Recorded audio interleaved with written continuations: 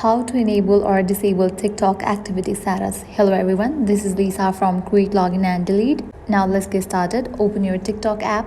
Make sure you have already logged into your TikTok account. You will land to the home page. At the bottom, you'll find different options. Head towards the profile option given at the bottom right corner. After you land to your profile, at the top right corner, you can find 3 bars. Tap on it. Now different options will pop up. Tap on the option Settings and Privacy. Over here you will find different sections. Under account section you will find the option of privacy. Open that option.